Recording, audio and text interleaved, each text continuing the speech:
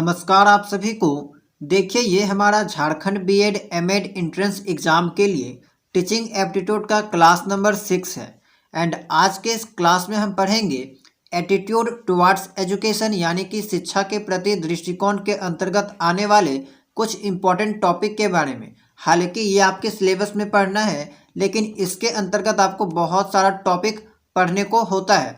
तो आज के इस वीडियो में हम 4 चीज़ों के बारे में बात करेंगे। सबसे पहले कॉन्सेप्ट ऑफ एजुकेशन के बारे में, इसके अलावा शिक्षा के संबंध में कुछ प्रमुख विद्वानों के द्वारा क्या तर्क दिए गए थे, क्या विचार या फिर क्या स्टेटमेंट दिए गए थे, उनके बारे में पढ़ने वाले हैं।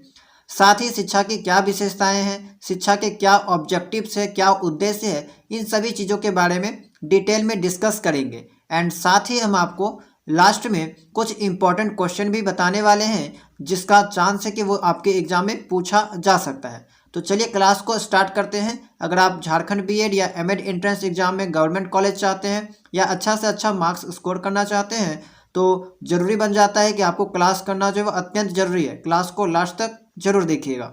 एंड इससे पहले भी 5 क्लासेस हो चुकी है। आई होप कि आपने उन क्लासेस को देख लिया होगा। तो चलिए समझते हैं कि एजुकेशन किसे कहते हैं, शिक्षा का क्या कॉन्सेप्ट होता है। शिक्षा एक ऐसी प्रक्रिया है जो जीवन भर चलती रहती है। इसमें ज्ञान, अनुभव, कौशल और दृष्टिकोण शामिल होते हैं। तो जाहिर सी बात है, शिक्षा एक ऐसी प्रक्रिया है जिसे आप जन्म से लेकर मृत्यु तक जो है वो सीखते रहते हैं। शिक्षा में कुछ ना कुछ आप सीखते रहते हैं। एंड ये जो प्रोसेस है आपका जन्म से लेकर आपकी मृत्यु जब तक होती है, तब तक आप कुछ ना कुछ सीखते रहते हैं। अब शिक्षा से केवल आप ये मतलब नहीं निकालिएगा कि स्कूली शिक्षा के अलावा भी आप समाज से, घर से, कहीं ना कहीं से कुछ ना कुछ सीखते रहते हैं। तो ये आपका जीवन भर चलने वाली एक प्रक्रिया है। इसमें आपका ज्ञान, अनुभव, कौशल और दृष्टिकोण यानी कि एटीट्यूड जो है वो शामिल होता है। तो ये पॉइंट को याद रखिएगा। देखिए जहाँ जितना भी पॉइंट हम आपको यहाँ पे बताते हैं वो सब बहुत इंपॉर्टेंट पॉइंट है। एंड यहाँ से आपको डायरेक्टली एग्जाम में सवाल देखने को मिलेगा। इसीलिए मैंने यहाँ पे आपको बहुत ही इंपॉर्टेंट पॉइंट को सिलेक्ट करके मैं आपको प्रोवाइड करा रहा हूँ। एंड यकीन मानिए ये आपके लिए बहुत बहुत इंपॉर्टेंट रहने वाला है। अगला है आपका, यह समाज के विकास में सहायक है क्योंकि इससे भविष्य के लिए अच्छे नागरिक तैयार होते हैं। शिक्षा के कारण छात्रों का सामाजिक, आर्थिक, सांस्कृतिक और राजनीतिक विकास संभव हो पाता है। अगर कोई बालक या फिर कोई व्यक्ति शिक्षित होता है तो शिक्षित होने के पश्चात उनमें सामाजिक विकास हो सकता है, आर्थिक विकास, सांस्कृतिक विकास, राजनीतिक विकास, यानी कि कह सकते हैं तो ओवरऑल डेवलपमेंट जो है वो किसी भी व्यक्ति का हो सकता है। किसके माध्यम से? शिक्षा के माध्यम से। एंड शिक्षा का उद्देश्य भी यही होता है कि किसी भी व्यक्ति का यहाँ पे सर्वांगीण विकास करना, यानी कि उनका ओवरऑल डेवलपमेंट करना। केवल अगर आपसे पूछा जाए कि क्या शिक्षा का मकसद केवल आर्थिक स्थिति को सही करना होता है, यानी कि रोजगार पाना होता है, तो बिल्कुल भी नहीं। शिक्षा का मकसद क्या होता है कि वो किसी भी व्यक्ति का ओवरऑल डेवलपमेंट करे, यानी कि सर्वांगीण विकास करे, चाहे वो किसी भी क्षेत्र में क्यों ना हो, आर्थिक क्षेत्र में हो, सामाजिक क्षेत्र में हो, सांस्कृतिक, मानसिक या राजनीतिक, कोई भी क्षेत्र क्यों ना हो। शिक्षा का उद्देश्य हो जाता है कि वो किसी भी व्यक्ति का ओवरऑल डेवलपमेंट करे। ठीक है। अगला पॉइंट है जो मोस्ट इंपॉर्टेंट है कि the word education has been derived from the Latin word educatum which means to educate, यानी कि एजुकेशन शब्द लेटिन शब्द एजुकेटम से लिया गया है, जिसका अर्थ है शिक्षित करना या शिक्षण करना। कई बार पूछा गया है कि एजुकेशन शब्द की उत्पत्ति कहाँ से हुई है? लेटिन शब्द से हुई है। एंड लेटिन के किस शब्द से? तो एजुकेटम शब्द से। एंड इसका अर्थ क्या होता है? या तो शिक्षित करना या शिक्षण कार्य करना। आगे है शिक्षा शब्द की उत्पत्ति सिच धातु से हुई है। ये आपका हिंदी में है। ठीक है, हिंदी में याद रखिएगा, जिसका अर्थ होता है सीखना और सिखाना, अर्थात शिक्षा में सीखने और सिखाने की क्रिया होती है। तो मैंने यहाँ पे पॉइंट्स को इतना इजी लैंग्वेज में लिखा है कि आपको एक बार पढ़ते ही अच्छे से समझ में आ जाएगा। ठीक है, ऐसा मैंने नोट्स ही आपके लिए तैयार किया है। आगे देखते हैं शिक्षा के संबंध में कुछ प्रमुख विद्वानों के विचार।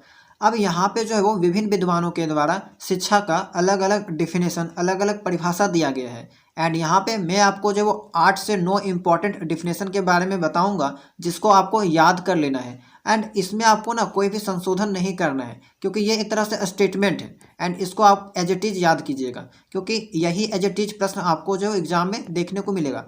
हालांकि क्लास के लास्ट में मैं आपको एमसीक्यू क्वेश्चन भी बताऊंगा, जिसमें बहुत सारा प्रश्न आपको इस पे आधारित रहने वाला है, ताकि आपको पता चल जाएगा कि क्वेश्चन जो वो किस टाइप का पूछा जाता है।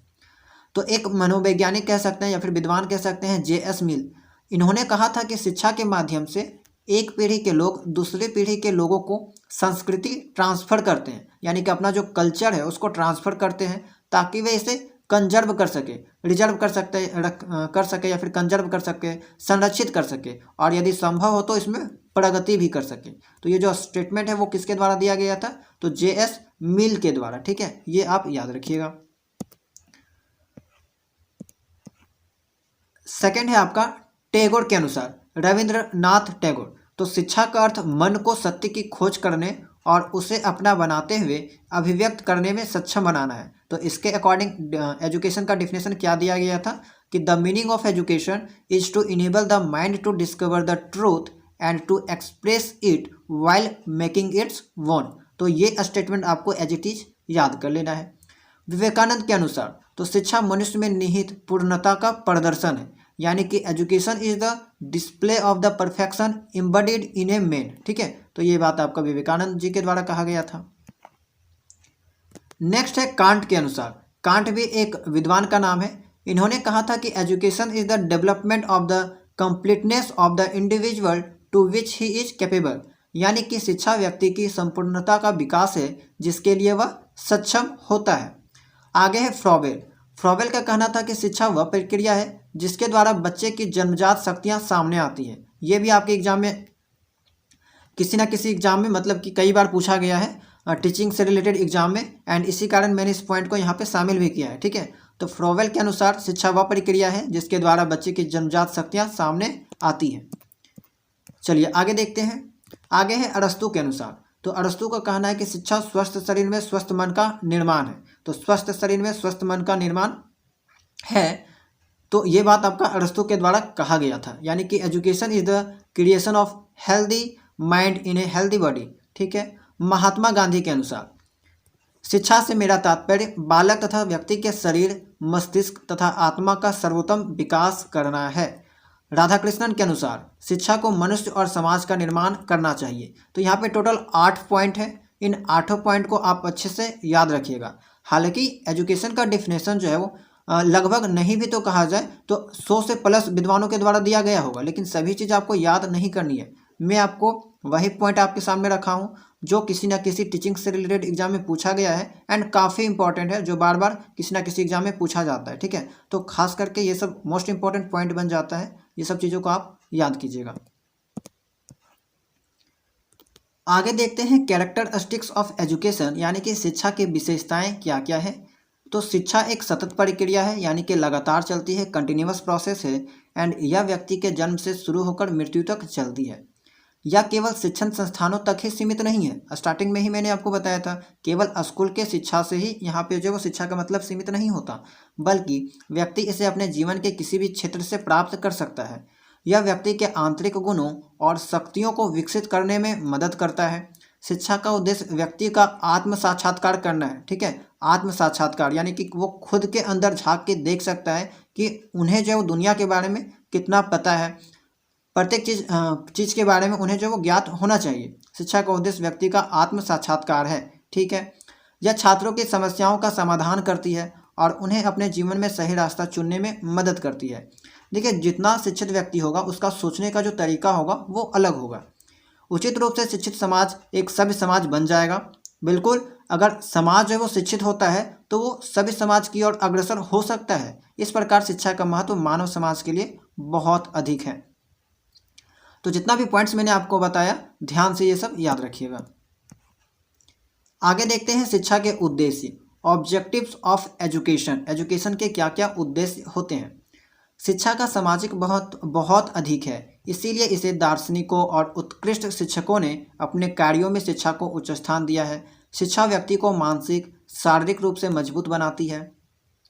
शिक्षा का उद्देश्य इतिहास के पाठ्य पुस्तकों के माध्यम से सांस्कृतिक विरासत को प्रसारित करना है, यानी कि जो कल्चर, पुराने जो हेरिटेज वगैरह है उनको यहाँ पे एक्सपेंड करना है। शिक्षा के माध्यम से हम अपने अतीत के बारे में, उसकी कला के बारे में, साहित्य के बारे में, दर्शन के बारे में, धर्म और संगीत से अवगत होते हैं, यानी कि संगीत के बारे में हमें जानकारी मिलती है। एंड ये सब आपका शिक्षा से ही पॉसिबल है। नेक्स्ट है आपका, शिक्षा व्यक्ति को शिक्षित करती है और बच्चे को जीवन भर और अधिक सीखने के लिए प्रेरित करती है। शिक्षा विद्यार्थियों में प्रेम, स्वतंत्रता, क्षमा, ईमानदारी और न्याय के मूल्यों को स्थापित करती है। यानी कि अगर कोई व्यक्ति जो है वो शिक्षित हो जाता है तो उनमें ये सब गुण जो है वो आ जाते हैं। ईमानदारी देखने को मिलेगा, हमेशा वो अन्याय के खिलाफ खड़ा रहेगा, हमेशा न्याय चाहेगा, ठीक है, स्वतंत्र रहना चाहेगा। तो हर चीज़ के प्रति जो उनका दृष्टिकोण होता है वो बहुत ही अलग आपको दिखाई देगा।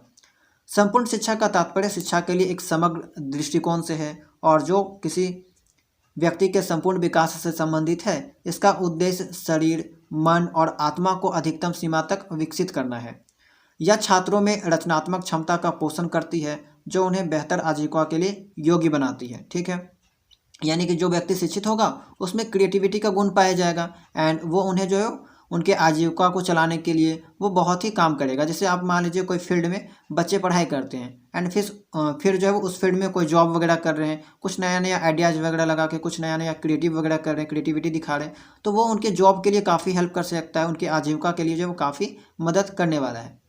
यह व्यक्ति के समग्र विकास में मदद करती है। शिक्षा व्यक्ति की ईश्वर प्रदत्त प्रतिभाओं को खोजने, यानी कि ईश्वर के द्वारा किसी व्यक्ति में क्या प्रतिभा दी गई है, जो भी प्रतिभा दी गई है उसको शिक्षा की मदद से उजागर किया जा सकता है एंड उनके पूर्ण विकास की दिशा में काम करने में मदद करती है। ठीक है, तो ये सब इम्पॉर्टेंट पॉइंट्स हैं, इनको आपको ध्यान में रखना है।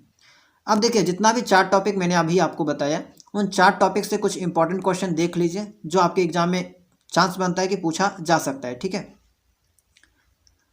Which of the following elements is involved in the education process, यानी कि निम्नलिखित में से कौन सा तत्व शिक्षा प्रक्रिया में शामिल है। तो ज्ञान, कौशल, अभिवृद्धि। फर्स्ट पेज का जो पॉइंट था वो इसी पे आधारित था, तो ऑल ऑफ दी अबव यहाँ पे बिल्कुल सही हो जाएगा। नेक्स्ट है, शिक्षा शब्द निम्नलिखित में से किस भाषा से लिया गया है। तो लैटिन भाषा के एजुकेटम शब्द से लिया गया है। ठीक है, चलिए अगला है आपका, निम्नलिखित में से छात्रों का कौन सा विकास शिक्षा के माध्यम से संभव है। तो देखिए, शिक्षा के माध्यम से आपका ओवरऑल डेवलपमेंट होता है, तो सामाजिक विकास भी हो सकता है, आर्थिक भी, राजनीतिक भी, ये सभी ऑल ऑफ दी अबव बिल्कुल सही हो जाएगा। अगला सवाल है आपका कि शिक्षा का अपना सेट है, यानी कि एजुकेशन हैज इट्स सेट। शिक्षण विधियां, उद्देश्य, पाठ्यक्रम, उपरोक्त सभी। तो यहाँ पे देखिए, शिक्षा के पास जो आपका टीचिंग मेथड भी होता है, एम्स यानी कि उद्देश्य कह लीजिए या फिर लक्ष्य कह लीजिए, ये भी आपको देखने को मिलता है, पाठ्यक्रम भी होता है, यानी कि उपरोक्त सभी यहाँ पे बिल्कुल सही हो जाएगा। आगे है आपका कि किसने कहा कि शिक्षा व्यक्ति की संपूर्णता का विकास है जिसके लिए वह सक्षम है। Who said that education is the development of the completeness of the individual to which he is capable. तो ये आपका जो कथन था वो आपका किसका था, कांट का। ऑप्शन नंबर भी बिल्कुल सही हो जाएगा, स्टार्टिंग में मैंने आपको ये चीज़ बताई थी। आगे है कि किसने कहा कि शिक्षा मनुष्य में सन्निहित पूर्णता का प्रदर्शन है। Who said that education is the display of the perfection embedded in a man. तो मैंने बताया था आपको कि विवेकानंद जी का ये कथन जो है आपका है। आगे है आपका, किसके अनुसार शिक्षा वह प्रक्रिया है जिसके द्वारा बच्चे के जन्मजात शक्तियां सामने आती है। According to whom education is the process by which the child's innate powers come out. तो किनका कथन था, ये आपका फ्रॉबेल जी का कहना था। ठीक है, ऑप्शन नंबर बी यहाँ पे बिल्कुल सही हो जाएगा।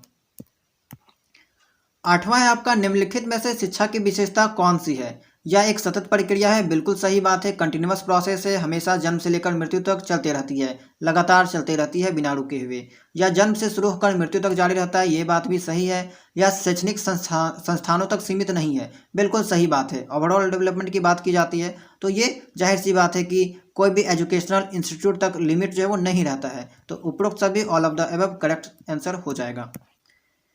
आगे है आपका, शिक्षा के बारे में निम्नलिखित में से कौन सा कथन सत्य है। Which of the following is true about education.